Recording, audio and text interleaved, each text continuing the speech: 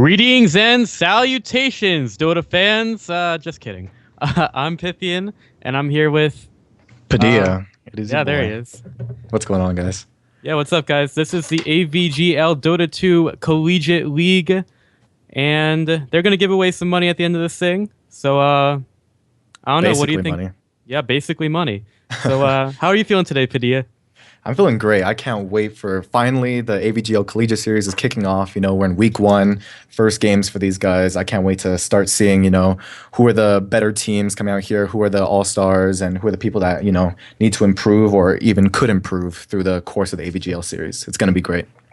I mean, we're all 9K right here, guys. Exactly. Everybody's 9K. So, I mean, obviously we're going to see a lot of scrubby play here. Today, though, we have NYU and Appstate. Do you know anything about these schools? I have no idea, but I feel like after today, we'll finally be able to get a good read on what these two teams are capable of, what their kind of strats are, what are their all-star players, etc. So this week is definitely the most important week, I feel like, in the series. The most important week. That's a pretty big claim. Let's talk a little bit. Yeah, let's talk a little bit about like what these teams are trying to do right now. Like you said, we're trying to kind of filter out who the big players are in this tournament, and yeah, we're just trying to basically see which ones are worth to cast, and the ones that we need to watch, and kind of what their trends are. So this is a really big opportunity for these two teams to kind of get their Dota on and have a little bit of fun at the same time. Yeah, exactly. It's going to be a great series. All right, so in terms of week 1, I mean, not too much has been happening. I think week 1 is basically the week in the event where basically we're trying to figure out which teams are still alive after the signups. And, yeah, exactly. I mean, any sort of team, as long as they go to college, can apply or become a team in our series. So, I mean, right now we don't really have a gauge of which teams have been together a long time, have practiced a long time, have higher MMR players, and which of the teams just kind of grabbed 5 people together that they might not even know and just decided to enter the tournament. So this is kind of our chance to see who are the big hitters here and who are the people that need to step up in order to match these other teams. All right, definitely trying to figure out who to watch out for. And I guess with that being said, we can go right into game 1 here between App State and NYU. Sounds good.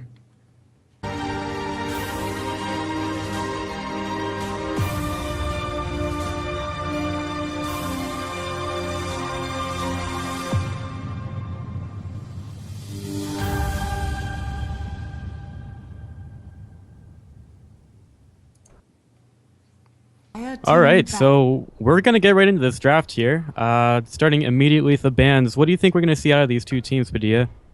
Well, there's probably to start out, I feel like the first couple bans are going to be, the most meta heroes. I'm probably looking for possibly an Invoker ban, maybe a Faceless Void ban.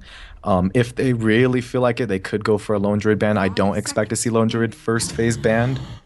But oh yeah, and then of course OD. How could I skip over one of the biggest pub stars of this patch? So yeah, OD, I see Invoker maybe leaving, possibly a Faceless Void. But besides that, it'll probably just be what are we not comfortable with playing against, and they don't really know much about the other teams yet, so they can't do directed bans, but it's just all going to be who's in the top of the meta and who are we not comfortable playing against. Right, and that's one of the big things that these teams are looking for. They haven't had a whole lot of experience with each other, so this is kind of like a regular pub match captain's mode. You're just kind of banning out the heroes that, like you said, you don't want to play against or are kind of big in the meta. So we already see the Invoker. Yeah, the Invoker and the OD, some of the bigger heroes. Invoker just extremely annoying to play against at definitely the higher skill levels. So. Oh yeah, and I even feel like they've buffed him to the point where even middle to lower MMR, skill areas, can still play the guy and play him effectively. He's just so strong that he doesn't even really require a mastery to be good with anymore. Before, he used to be one of the heroes kind of like Meepo, where you had to consistently play him. You have to understand the hero in and out in order to be really, really good with him. And now it's just kind of like as long as you can max exhort and not die in lane, you're fine. Are you a filthy Invoker picker? All right, to be honest, I have picked the guy in my pubs just because of how strong he is. All right, because at first I was like, "Ooh, look at me! I can play Invoker. I'm actually good at this game and stuff." And then I realized, oh wait, everyone can play Invoker at this point. So sad days. Sad days indeed, and quite harrowing if players like you can play Invoker. Exactly. Going on with the draft, we did see the Tusk banned out. Uh, that's something we don't usually see banned out too early. It is a hero that a lot of players can play and do play. Um, can be played in the offlane or support role. Mhm. Pretty strong hero. Yeah, I feel like what I've always told everyone is Tusk is actually before this patch, Tusk was the number one pub destroyer. He was just a hero that low-level pub players don't really know how to deal with, just because his ability to dive towers and get early aggression and mid-game aggression is so high that you really have to understand the game of Dota in order to counter him well. And low-level players are not as proficient at that. Okay, so the first pickup here for Appstate is going to be the Abaddon. That's Ooh. a fairly safe pick, I would say. Doesn't really betray too much about your draft. Yeah, not at all. He's definitely, yeah, like you said, a really, really safe pick. I mean, you can't really go wrong with Abaddon. He doesn't really throw games, but he doesn't necessarily carry them either. He's just an overall solid hero. I think one of the skills to note here is that Aphotic Shield, which can basically screw over your initiation in a lot of fights. Oh yeah, definitely, especially with its purge effect. Now NYU has to be careful who they pick. Yeah, they do go with the Vengeful Spirit, which can work with or against that Aphotic Shield. Kind of ensures that you have to use that swap if you're going to initiate with the hero a little bit offensively to get out of range of the Aphotic Shield before you put the Magic Missile out. But again, that is also one of the heroes that's extremely popular in Oh this yeah, patch. definitely. She's really, really strong. I feel like the armor reduction is coming back into the meta, kind of like in the meta where Dazzle, Vengeful Spirit, and Slardar were all popular just because of their armor piercing. Now I feel like Venge is popular for that reason. But now Clockwork being the next pick, that's strange. I haven't seen a lot of Clockwork at all. Maybe we have an experienced player on the Clockwork. That would be really nice. It's been a long time since I've seen someone like really proficient with Clockwork. So, one thing that I've been wondering, what do you think is the exact impact of the changing of the shape of the cogs? I personally like it having to go up against a Clockwork. I mean, the square really, really makes it hard when he tries to block off paths and block off creep lanes. It makes it really hard to go up against him. Now that it's in like a circle formation, it makes it a little bit easier to play around him and deal with him, which is why I feel like no one really plays him anymore. Because of the circle formation, you're not as at risk to be pulled back and, losing mana, taking damage and such. Oh With man, getting the all square technical on build. me. with Square the build. with the square shape of it, you were a lot more at risk to take that damage. Yeah, I feel like sometimes you would just keep running into a square and you didn't think that you should run into Yeah, those corners. exactly. It had a really weird bounding box, and now that it's circle, I mean, it makes more sense to the game, but in a sense, it was also a nerf to the hero, as one of his stronger points was you consistently being thrown back. All right, so that's Clockwork for you. Uh, does it have any synergy with Avenge? I think so. I mean, being able to hold someone in place while they're wave teared, it's pretty nice. I mean, it lets her not have to use her swap or her stun because Clockwork can hold them in place. So she can get off auto attacks. She can also get off her armor reduction, and all the rest of the heroes can take advantage of that armor reduction. Then she can use her abilities on other heroes. Indeed. All right, so we do have two tanky heroes here for App State as their two picks. They've got the Abaddon and the Spirit Breaker to finish out that first two. Do you think that there's anything that NYU can do to kind of counter this? Yeah, I feel like Undying might be the pick here. I mean, looking at App State, they've pretty much revealed that they want to run at you, and they're not going to stop running at you until they start getting kills. I mean, with Spirit Breaker Abaddon, two really tanky heroes, Spirit Breaker able to dive towers at minute 0, Abaddon able to keep Spirit Breaker alive with that Aphotic Shield. I really think NYU needs some defensive heroes and heroes that can, stay safe under a tower. All right, so the first two picks for each team are done, leading us into the next ban phase. You did say that the Undying is one here that Appstate might want to be careful of as it could counter their heroes, especially since they're both strength cores right now, or strength heroes, not necessarily cores. Do you think that there are any other heroes that maybe NYU 10 would want to ban seconds out? remaining.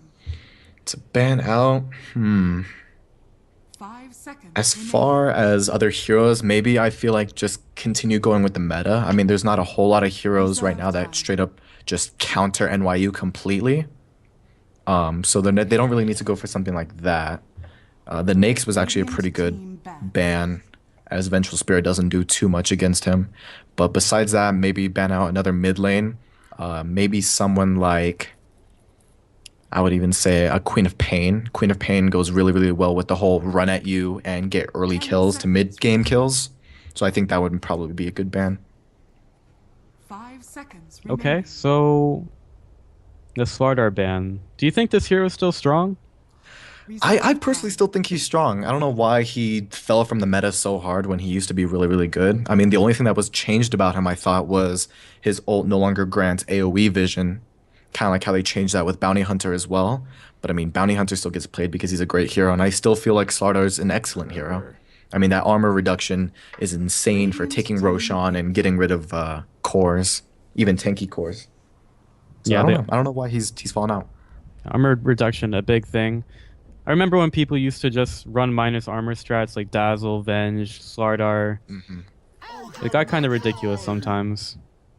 It did, and I mean, since then it's fallen out of the meta. But Venge now still a popular pick, but I'm not sure why necessarily it's fallen out of the meta. Now we got the old two-headed ogre magi. Two heads are better than one, right?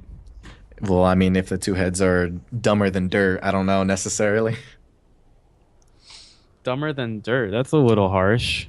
They're pretty, they're pretty 10 dumb. seconds remaining. But I mean, that's what makes the hero. That's what makes the hero great. The 5 fact that he doesn't have to seconds think. remaining. So now Jakiro being picked up. I guess two heads to counter two heads makes sense, right? You're right. That's where the Jakiro pick came from. Oh no, they have two heads. We need to match them. I mean, you can't fall behind on heads. That's just an easy GG right there. So now it's up to NYU or App State to pick the Meepo so they can have five heads. That would be ridiculous. Um, with the ogre magi, I mean, I guess that here is basically you said dumb. I would rather say like dumb luck, honestly. 10 Oh yeah, seconds definitely. remaining. Now the Juggernaut pick. Juggernaut. So now looking at NYU's lineup, what do you think their game plan is going to be? I feel like one of the number one things they really need to do is just get their Juggernaut farmed. I mean, having to break through Abaddon and Spirit Breaker's like tank lineup will be pretty hard. I feel like Juggernaut will have to farm for a little while. But with a Venge and Ogre Magi, their lockdown is insane. I mean, it allows Juggernaut to get full spin durations off on them. It gives them a armor reduction so 10 Juggernaut can go seconds ham remaining. on the enemy team. So I feel like this team is definitely set up to help with Juggernaut 5 seconds get remaining. big. And there's the Queen of Pain. Yeah, like you said, they just want to run at NYU, Reserve and time. the ult does go through the Juggernaut spin, so that is that's a reliable source of damage you have there. I mean, reliable in that you have to hit it on the Juggernaut if you want to do damage to him. Yeah, and it will go through the magic resistance. So, man, NYU really has to play like careful and how defensive or how offensive they can be. Because if they push out a little too far, Appstate will punish them in an instant. And in terms of tower pushing, do you think that App State are able to do that? I mean, you just want to run at them, so that's definitely an early game impact here. And Jakiro and Abaddon are fairly good at pushing early. Do you Yeah, think? so's Klopp. Yeah, Quap is. So do you think that 10 what? I guess the seconds question here is what hero do you think is going to round out App State's lineup? 5 seconds remaining. I'm trying to figure out who's gonna be their position four. I feel like it'll be Reserve time. the Spear Breaker. I mean, Spear Breaker isn't that successful off lane because every time he tries to gank, he has to leave his lane, and that's a free lane. So I feel like it'll be Spear Breaker, Jakiro. Now they just need a carry to go along with them. Radiant Don't really know of many carries that can just run at enemy heroes right now. I feel like Juggernaut is one of the few that actually can. OD is banned. I'm not exactly sure.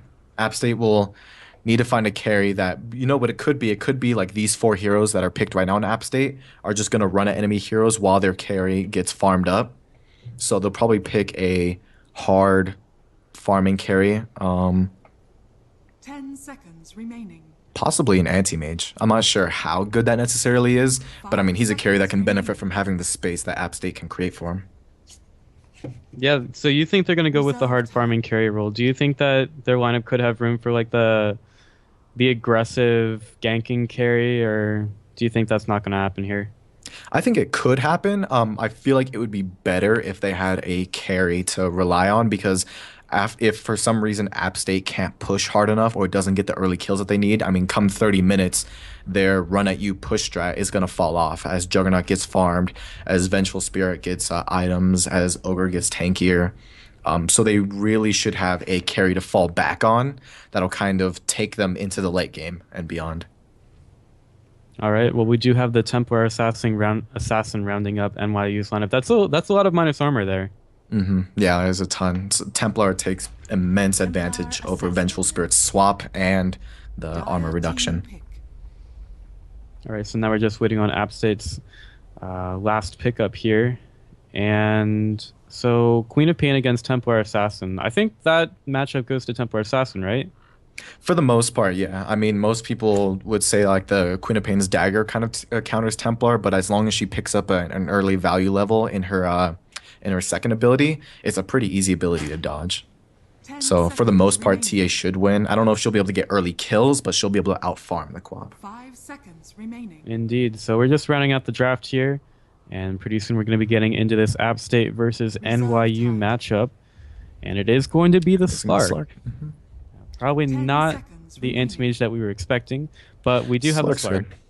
Slark should be pretty good too. I mean, he definitely enjoys the space that App State will give him. And I mean, he takes off pretty early as well. As soon as he gets a Shadow Blade Scotty even, he deals immense amounts of damage. And App State should be able to hold them down pretty well. So it shouldn't be too bad. It's a pretty decent pick. All right, well, immediately we have that pause and the Rage Quit coming out from Spirit Breaker, so we have a little bit of time to analyze and do some predictions for this match, and actually the Spirit Breaker is already back. So real quick, which team do you think has the advantage here? I feel like Voodoo should win, but if App State can play their heroes well and, you know, can push down enemy heroes, take towers early, then of course they're going to win hands down. But as long as Voodoo plays carefully, and if supports and this Clockwork have TP to, you know, go mid as soon as they start running at the Templar, I feel like they should be able to bring it out. I feel like they have more of the late game. All right, well, we're stepping right into this match here. Ordinarily, I would introduce the teams, but I think we're already pretty far into this match, and the teams are just going to go for the runes at this point. And Indeed. Yeah, so I guess the other question is level 1 fight, who's going to win? Well, it looks like 4 heroes from both sides are going to this bot rune. I'm pretty sure that App State wins the level 1 fight. Roshan, what am I talking about? Rune. They have the Jakiro and Spirit Breaker to hold on to heroes and have them CC'd for long periods of time, while Voodoo only really has Venge Stun. Unless the Ogre for some reason picks up that stun, which he probably will just pick up his fire stuff. I really don't feel like Voodoo has a chance. Yeah, Ignite, that thing. All right, well, they're getting set up here for a fight at the bottom rune. Spirit Breaker ready to go. Tia uses the refraction, but now she picks up the rune. And Juggernaut with the spin. Oh, there's the Spirit Breaker getting hit by the magic missile and now trying to run away, getting slowed down by the fire. He's not feeling pretty good, and that's going to be the first blood. Going to Ogre Magi and NYU. Yeah. Yeah, he held on to that charge for a little too long. He charged when the rune was already picked up and spells and refraction had already been put on. The spin was already going, so a little too late by him. Okay, so the heroes go over to their lanes. Did you manage to see who picked up the rune at the top spot? I did not. I believe it was probably the Slark. Yeah, I believe it was Slark. So Slark gets the rune at the top spot and goes over to the top lane. And TA is going to get the one at bottom. So 1 rune still goes to each team, even though the first blood goes to NYU. And then we'll head into our lanes. We have the Slark against the Clockwork and top, and the Spirit Breaker Abaddon dual lane up against the Vengeful Spirit Juggernaut at bot. Should be alright. They decided not to actually plant a ward to block out the pull camp. So, I mean, not only is the XP going to be shared among two off-lane heroes, there's also going to be pulling happening. So it's really going to be reliant on this Spirit Breaker getting off early kills by charging mid, even possibly top lane. Top lane is a pretty hard lane to gank, though, for Spirit Breaker. Yeah, especially with the like having to charge basically across all of the map in order to get there. Yeah, that too. Alright, so we're just going to focus on this mid lane matchup a little bit. We've got the TA against the Queen of Pain, which we already talked a little bit. Right now, the Queen of Pain is actually winning right now in the lane, and now we have a lot of damage going to the Clockwork. In the top lane, he's going to use that Battery Assault, but Slark is going to continue hitting that Clockwork up. And the Clockwork, very low, but he's actually going to get away as Slark has to disengage. The next creep wave was coming up. Clockwork didn't bring a salve with him, so he might have to take the Walk of Shame back to base. Yeah, he's going to do just that. That Walk of Shame, are you familiar with that walk? Actually, I don't play a lot of offlane because I hate the offlane just because I'm horrible at it. So luckily, I rarely have to take the Walk of Shame, but when I see my offlaner do, I just shake my head in disappointment. The Walk of Shame is mainly for women on the college campus. Sorry, maybe I was a little unclear. I see. I thought we were still in the terms of Dota.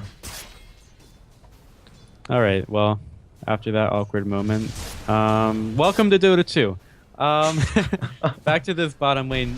We've got 2 stuns and a Juggernaut against the Abaddon. How much do you think the Abaddon is going to be able to do up against, I mean, to save basically anybody on that bottom lane? I feel like in the bottom lane, he's only really going to keep his teammates alive. I don't think he's actually going to have a huge damage output. And as I say that, he's actually going to drop himself. But I guess that's just the immense lockdown. They actually only really did it with 2 heroes.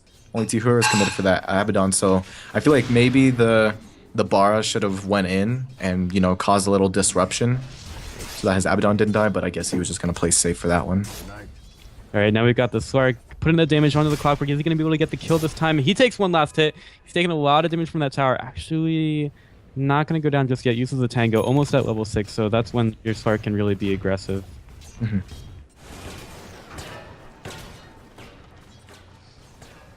Go to like 330.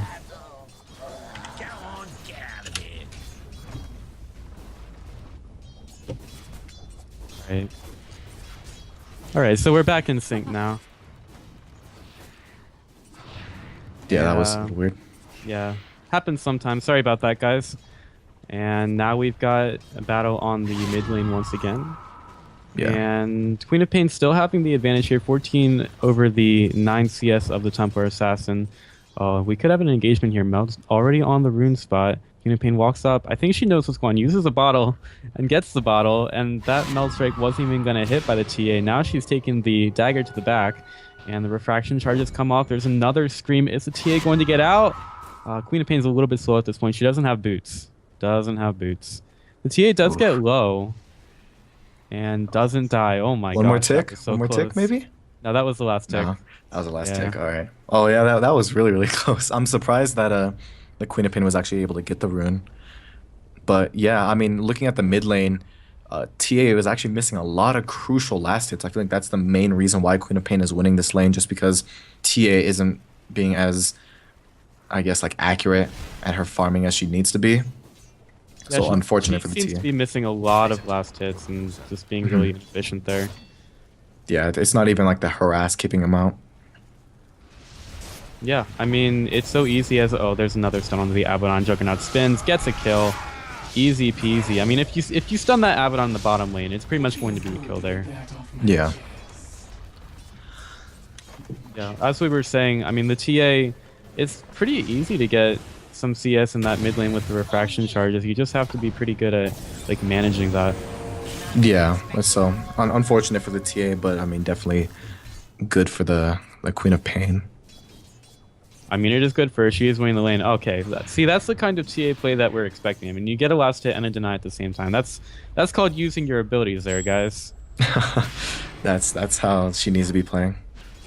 Yeah, so we're getting a little bit better. I mean, maybe it was just waking up or something. I know college students a little bit difficult on the sleep. Okay, that's what we should see happening. I mean, now we see like NYU Story getting into the groove a little bit here.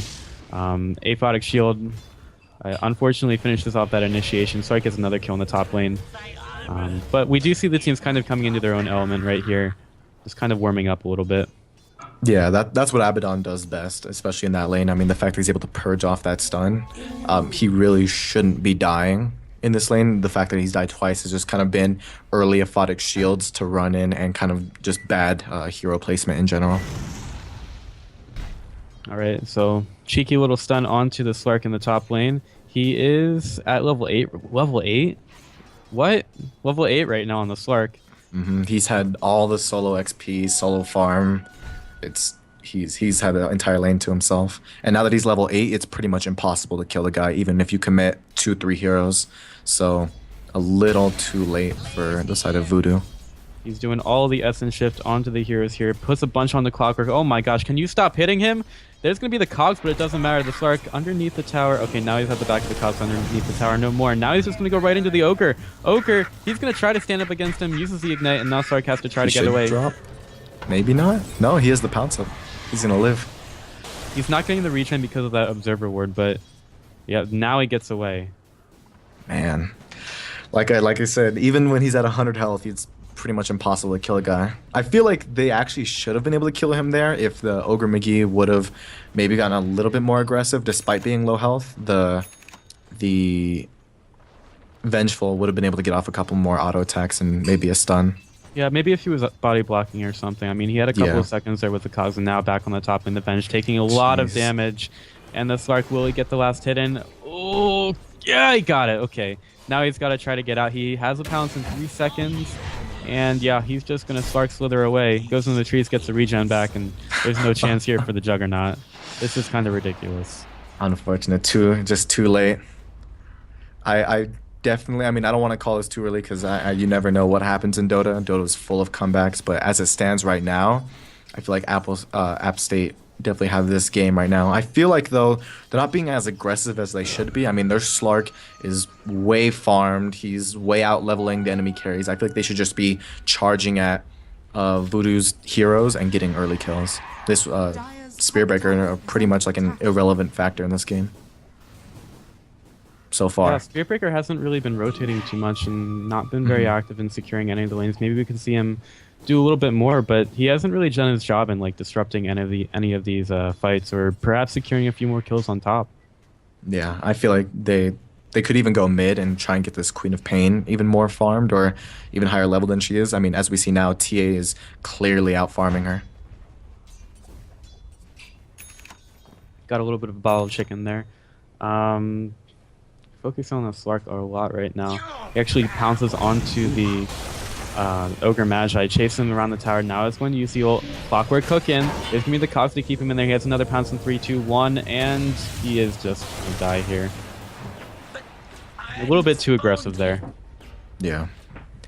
So he's definitely strong, but I mean, when you dive into 3 heroes and you get it was a really nicely landed hook by the Clockwork there, so that's definitely what gave him that kill. Radiant structures are fortified.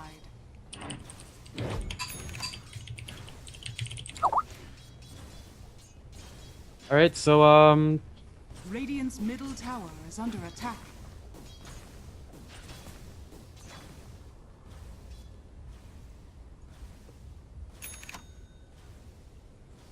all right, so yeah, sorry about that. Still a little bit of syncing issues, but I think we're good now. Sorry about those technical issues, something that a little bit difficult to fix sometimes, but we're doing our best.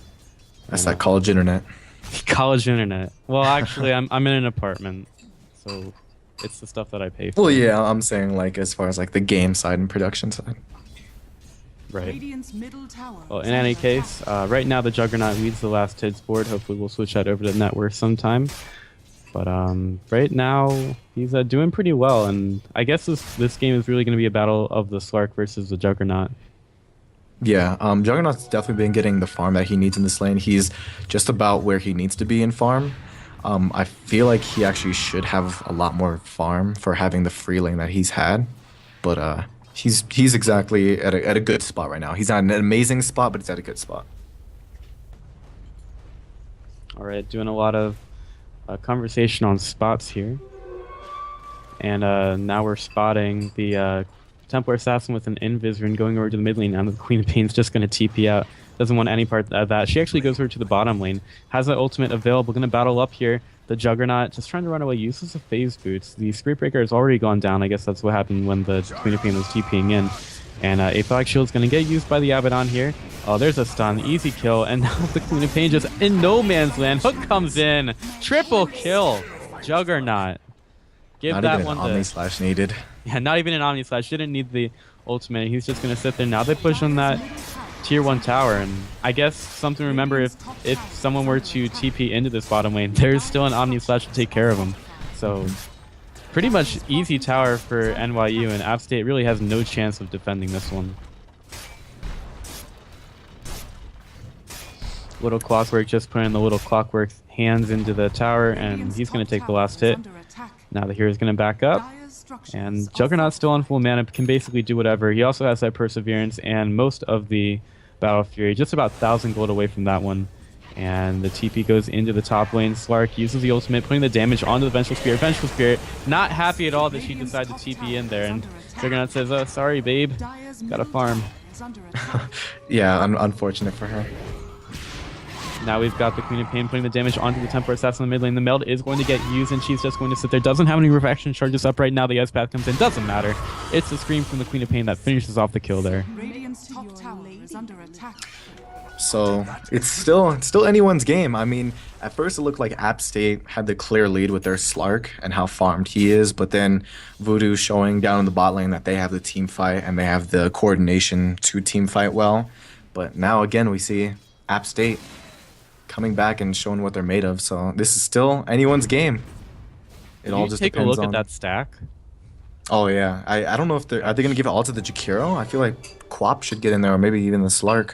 I think the Quap, I don't think the Slark is going to get there. It's going to take a lot of resources for him to clear that stack, but I think most of it's going to go to the Quap. And I guess maybe if the Abaddon helped out, the Slark can do it. Yeah, she is going to rotate down to that stack. Oh, Ogre Magi Illusion not going to scout out the Slark just yet here. He'll walk forward a little bit. Slark's hanging out in the trees. He has a Shadow Blade already. We haven't really talked about that at all. He uses the Shadow Blade, comes up, going to scout the heroes going in. And Templar Assassin brings forward. Here comes an Ice Path from Jakiro. Only actually going to hit, I guess, 2. And Juggernaut with the spin going to finish off the Jakiro. Slark comes in. He takes the Vengeful Spirit. 1 kill. Slark in a bit of trouble right here. He's going to go to the north. Actually goes down to the... Oh my gosh. Triple kill for the Juggernaut once again. And now it's just the Abaddon trying to run away. Doesn't have level 6. He's basically 1 creep away from the XP for that. And Mr. Ghosty Ghost becomes even more of a ghost as Juggernaut takes him down for the ultra kill.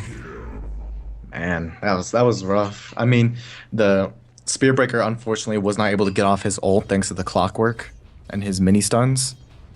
But that ultra kill, I mean, Omni Slash was used for it, but besides that, really nothing much else. He's not even putting levels into his heal ward. He's just putting levels into spin, and he should have Battle Fury any second now. There it is. Yeah, he just got the Battle Fury. He got enough gold from that fight and got it delivered on the courier, and that's going to accelerate his farm by just that much. And I guess another key item in that fight was the Blink Dagger of the Templar Assassin. Basically avoided the Jakiro Ice Path, which would have been a really good initiation to the fight.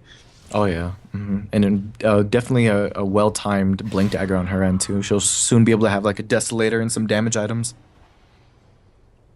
Yeah, I mean, now we've got the Slark Pounce on the Vengeful Spirit, finishes off the kill at bottom, and they're just gonna let the Slark get away there. I mean, App State had basically every single tool to win that fight. They had the Slark Invis scouting out the enemy, and they just couldn't win the fight there. They just didn't have the set piece there.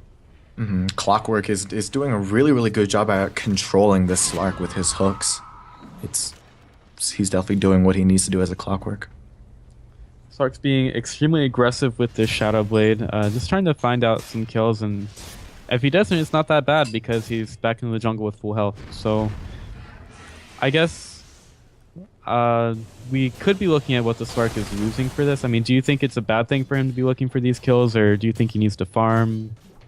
No, I definitely think he needs to go on the aggression. He has to be careful how aggressive he gets. I mean, if he jumps into 2, 3 heroes, then I mean, he definitely has a higher chance to die.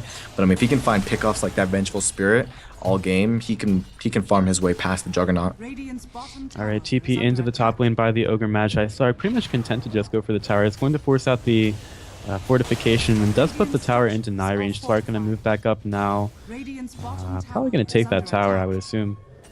And now blink forward by the Templar Assassin goes with the haste rune onto the Spirit Breaker. Oh my gosh, that Melt Strike hook onto the Templar Assassin. A little bit off target, and now the Spirit Breaker trying to get away. He does run fast. He's a very fast cow. TP's come in. Slark's here, and he does have that Shadow Blade off cooldown. He's not going to use it just yet. He's just going to chase down some heroes a little bit, get hit by the cogs, and that's going to stop that engagement. Yeah, if that hook would have been on point, I feel like they could have gotten 1, maybe 2 kills there, but unfortunate for the Clockwork. This TA, I feel like she definitely needs a Desolator before able to get easy pickoffs. I mean, she did deal pretty decent damage to the Queen of Pain, but she really has to land that meld first. Got a little bit of a split up fight here. The Slark's going to use the ultimate to try to get away. Let's still get hit by the spin. Oh, blink forward by the Templar Assassin. There's an Omni Slash onto the Spirit Breaker. Spirit Breaker still alive, and the Juggernaut's getting rather low. The Slark has used his Shadow Blade. Oh, is he going to find the... Oh, he does! He does find the Juggernaut. Now he's going to get hit by a Melt Strike for his troubles. Slow down. Rocket comes through. Nice charge for the Spirit Breaker. Spirit Breaker going to keep the Slark alive for just a moment. Blink comes forward. Oh my gosh, it's the Templar Assassin a bit too far forward. Oh, she uses a Refraction, but it's completely away. Templar Assassin goes down, and so does the Juggernaut. This is a big couple of kills for Appstate here. Oh, yeah. Man, that was... I did not expect that to happen. I thought they would easily punish that Slark for getting, being super low and still going in on the Juggernaut. But, I mean, just going into Shadow Blade gives him so much health regen. He's a pretty broken hero. I mean, on paper, he's definitely not in play nearly as much in the pro scene anymore. But he's definitely a really, really strong hero. Yeah, I mean, Slark able to get that regen right up with the Shadow Blade. Really a fight that can re-engage and disengage fairly easily. So it really changes the structure of fights.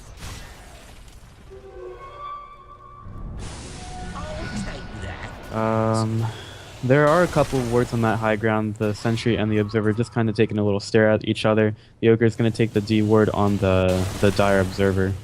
Mm-hmm. And that takes a little bit of vision off the map. Yeah, it's a really, really good ward spot. So I'm surprised that... Oh yeah, they have Slark passive to find out where wards are. I forgot about that. I was about to say that's a rarely de-warded spot, but oh man, that Courier snipe. Oh, Courier death to the Slark, and now the Scream going to come through onto the Juggernaut. Juggernaut very low. There's going to be a swap back by the Vengeful Spirit. Going to put the stun onto the Slark. Slark using the Dart Pack. And now it just goes right on to the Ogre Magi. Ogre Magi not feeling very good. Another slash by the Slark, going to take him out there. But the Juggernaut does stay alive. Super, super close. But he kind of changed targets twice. I don't know if that was for the best or not. I felt like maybe he could have gotten a little bit more aggressive on the Juggernaut, especially since he had ult available. But he burned the ult after the Vengeful stunned him. Well, they take an easy kill, and the Juggernaut stays alive in any case. So, I mean, the Slark gets another kill. That's definitely positive to come out of that one. Taking a big look at the items here. I guess the Queen of Pain is going for a Lincoln's. Yeah, she's probably gonna grab that Lincoln's. It's actually pretty good against the Vengeful Spirit and the Ogre Magi. They'll both pop it. And of course, you can put that Lincoln Sphere buff onto other heroes on your team, so it can help keep the Slark alive for a little bit longer. Even though I really don't think that's her intention with this item. I'm pretty sure it's just a personal reason. It'll be good in team fights, though, come later game.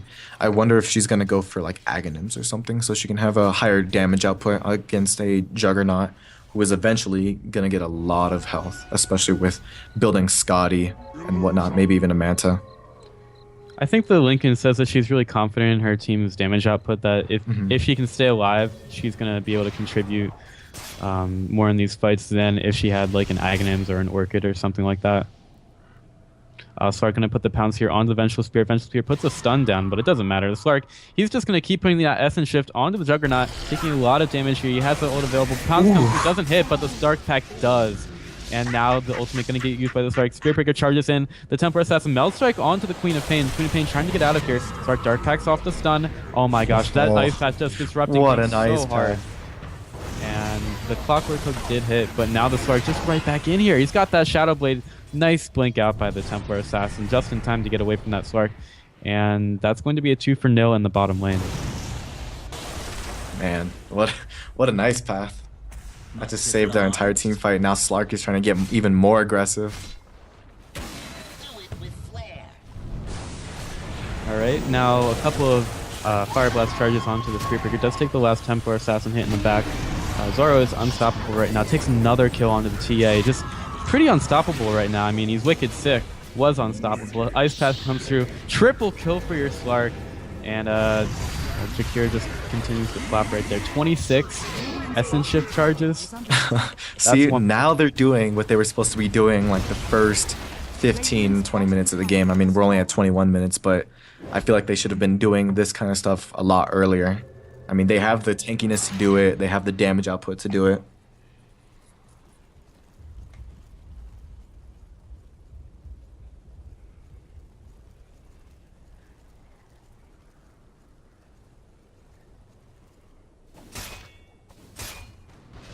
This Juggernaut the time a little bit more, yeah.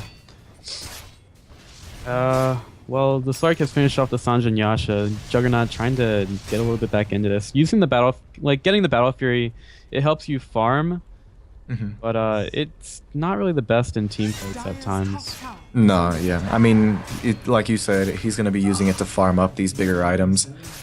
I mean, look how well he clears Ancient stacks just with the Scream from Vengeful. It's pretty insane. And he's kind of going for like a catch-up item too with that Vladimir's. Yeah. I mean, I wouldn't say it's necessary like 100%, especially since the only right clicker they have on their team is a TA who's really not going to attack that fast. Just getting off like high damage right clicks. I felt like maybe a Helm might be better, or if you want to even cheese it up with a Mom, that would be cool too. But looks like he's going to go for the Aghanim Scepter now. I feel almost like that's double farming item Vlad's and Battle Fury. And kind of necessary on certain heroes, but the Juggernaut, he's a little bit tankier than, say, like an Anti-Mage that generally goes for that build. Yeah, exactly. An Anti-Mage usually saves that build for, like, if he's behind, if his lane sucked the entire time and now he has to go, like, AFK jungle, then, yeah, he'll pick up that Vladimir's to keep him alive for a little bit longer. But I feel like Juggernaut has the survivability as long as his team's there and he times his spin well. A couple of creeps pushing in on that top lane. Going to get easily cleared up by the Juggernaut and the TA. Juggernaut runs up. Clockwork is here. Has a hook available. A little bit low on health. I guess he's just trying to find his opening now. The creeps are here. The Lincoln's going to get popped by the... Well, popped off with Queen of Pain at least. And now the spin going to come through by the Juggernaut. The Ice Patch does come through. Doesn't actually disrupt anything. And now the Spirit Breaker going to go down. And the Macropyre in the back going to basically block in all of these heroes. The Templar Assassin on the backside uses the Melt Strike, not in the Macropyre. Oh my gosh, those cogs though, puts her into the Macropyre, takes the kill. And now Slark with the ultimate just running complete havoc. He's got a triple kill so far. Queen of Pain is going to finish off the Ogre Magi. Juggernaut gets a kill on the back, but yeah, he's not going to be able to run from this Slark. Slark, ultra kill. I mean, this game is just full of triple kills and ultra kills, either going to the Slark or the Juggernaut, pretty much going blow for blow in this one. Yeah, one thing definitely worth noting is Queen of Pain in the back lines throwing out that ultimate onto all 5 heroes. It brought at least the Vengeful and the Ogre Magi to about 50% of their health. And then both carries knew what they had to do, you know, go to the back lines and focus the supports. And that's exactly what they did. They went opposite ways, focused down the rest of the heroes that were still alive. But I mean, that resulted in a... What was it, a 3 for 5? Or yeah, 3 for 5. 3 for 5 in favor of the Slark, who got an ultra kill. So, I mean, Appstate coming out on top with that fight. Yeah, you can tell the Slark has balls. Oh, yeah. I mean, he should too, especially with how farmed he is. I mean, he's tanky thanks to the SMY. He's about to get a Scotty soon. He has a level 3 ultimate, so as soon as he Shadow Blades, he's basically going to regen his entire health again. It's he might as well go as balls deep as he possibly can. I meant he just has an ultimate orb. Well, now he has a Scotty, so I guess Sigh. it's more balls. It hurts. I apologize. It hurts me. In any case, right now, I mean, this game seems pretty much firmly in Appstate's hands right now. I mean, this Slark net worth 15,000. That's kind of ridiculous. Now going to pounce onto the Vengeful Spirit, who does swap away, but Slark to say, I'm happy to just go on anybody. Takes down the Ogre Magi, so I mean, it seems like he's just happy to get any kill here. Yeah, another missed hook by the Clockwork. I mean, that last fight, he landed a pretty decent hook, but it wasn't exactly the best. It didn't disrupt as much as he needed to. And like you said, it put TA back into the macro pyre, so definitely not the best of hook shots. Yeah, well, another thing with the Slark, you've got so many essence shift charges that can make you get enough damage to go for the Roshan pretty much right away. And I think he had 19 when he walked in, so this Roshan pretty easy. And the TA isn't... TA's on the other team. But I was going to say TA does have an easy Rosh early with the Meld Strikes and the Refraction, but... I mean, even Appstate has a pretty good Rosh lineup. I mean, the fact that Jakiro is on that team makes it a lot easier. Jakiro and Quap both slow down the Roshan from dealing damage. And now... Again, Slark is just going to go for more pickoffs, and he's going to find one. Possibly going for a second one now on the Vengeful Spirit. She's dropping pretty low. He's going to burn his ult for it. Going for possibly more. The Cog's going to be there. Slark things. He's going to get out just as easy. And he lost, what, maybe 400 health out of his 2,500? Yeah, I think the big thing for him is mana, not really health. Man. And he's going to go back in. Another pounce on the TA, who now Meld Strikes, and now there's going to be an Ice Path. Easy kill for the Slark. Someone please kill this Slark. He's beyond godlike. I don't know if they'll be able to at this point. I mean, he's just so far ahead, and he has another 3k gold to spend. So, I mean, he could go for a butterfly here, easy. Alright, well, continuing with the push, 27 Essence Shift stacks easily take care of this tier 3 tower, and they're going to go for their first set of racks in the game, 27.5 minutes into it. And Appstate already pushing the base. Pretty easy to kill those racks with the Jakiro, and I guess a Slark helps a little bit. I mean, like we said from the draft, all they're going to do is just run at Radiant heroes, and if Radiant doesn't have a way to respond to them, which they don't as of right now, it's going to be easy picks. If they would have had an Undying, maybe it would have been a little bit harder to, go at them. But unfortunately, Radiant is just at the mercy of how balls deep does Dire want to go. I mean, the Dire are giving a little bit of mercy right now. They decided to stop the push for a second, not to take that tier 2 tower in the bottom lane. They're just going to go back and farm a little bit. Slark has 4,400 gold. A little bit miserly, I guess. Yeah, I definitely see an easy butterfly coming, because, I mean, there's no sign of an MKB coming out for either of the cores on Dire side, and they have items that they need to get before an MKB. So it's definitely a really strong item pick, I think. We've got Juggernaut building an Ags. Is that really the best choice for him here? I honestly wouldn't say so. I mean, when you're behind as a Juggernaut, sometimes it's better to just get the Aghanim Scepter, so maybe you can get some nice team fights with, Battle Fury Ags, but in this case, having to go up against a Slark who's sitting at 2,500 health and two, tanky strength heroes, I don't really feel like it was the best pickup right now. Maybe I would say a Basher, possibly even like a Manta style, just for the stats and the agility you get from it. Yeah, but I don't really see like a silence or anything from the Dire, so I think the Basher probably would have been the better choice, especially since it costs less gold and basically has about the same impact build up. And it's really, really good against a Queen of Pain, being able to lock her down. So I feel like that should have been the item build, but it's going to opt for the Aghanims instead. It's not too bad. I mean, with a Vengeful Spirit who can armor reduce the entire enemy team, so it's not the worst thing ever, but I feel like it's just not enough carry against this Slark. All right, well, yeah. Man, 1 rack's down, 2 racks remain. Bottom tier 2 tower still up. I think the main thing here for Appstate is how are they going to end this game? I mean, Appstate just I mean, what they could do is they could wait for the next Roche, you know, give it to Slark and just push down that bottom tier 2 and go for racks. But I feel like they can take the tier 2 right now and possibly even get the tower at tier 3 bottom. But it looks like it's just going to be a split instead. Still, they're probably waiting out the Roshan, I feel like. Give it to Slark so that way they have the, you know, the most safety possible. They don't want to give Slark's gold to anyone on the Radiant team. Yeah, Slark basically doubling up the enemy's carry at this point. Has that butterfly up in his inventory, 22 and 2. That's a lot of kills. Basically going near insane in this match, and I guess his team is telling him to take a little bit of a breather. Just want to rest up before this final push. Makes sense. And sharpen up his whatever the heck that is. The Shiv. The Shiv. That's a huge Shiv. I thought Shiv was supposed to be tiny little knives. Yeah, I mean, you think it's a huge Shiv, but he got out of prison with it. The thing is, where do you think he hid that when he was in prison?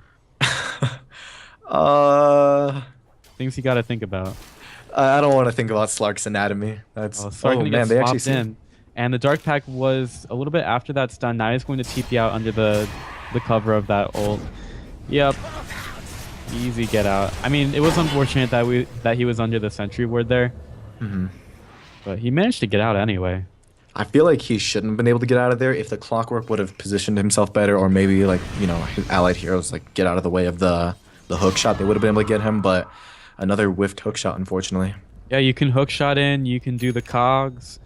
There's a couple things that Clockwork can do to get Slark out of that TP. So they really need this Clockwork to start showing up. TA way too far up. Uses a fraction, going to get immediately taken off by the Dark Pack. And not going to be able to blink away. Here's some Macropyre and some more slows for the Jakiro. Spirit Breaker ult comes through, taps TA on the back, kills her. And now the swap comes through onto the Juggernaut. Bunch of Spirit being left behind. There's going to be a magic missile onto the Spirit Breaker, now backs up. But the Juggernaut on the back side of it. He's just going to go down. Buyback on the TA, perhaps a little bit late to save the Juggernaut. Probably wanted that a little bit earlier. And now here comes the Meld Strike underneath the tower. Going to get stunned up, and an Ultra Kill for the Slark. That's probably going to do it here. The tier 3 tower about to fall. Yeah, that was a dieback by the TA. And that's a GG. Appstate Dota gonna take game 1 here in this best of 3 set. Slark randomly getting kills inside the fountain. And that's gonna do it for this game. Easy game for this Appstate Dota team. Slark pretty much going ham in the dollar store as he goes 27 and 2 in 33 minutes. That's a pretty impressive performance, and we'll see if NYU are able to do anything about this in game 2, and we're going to go right there after this short break. I'm Pythian here with Padilla. Thanks for watching. We'll be right back.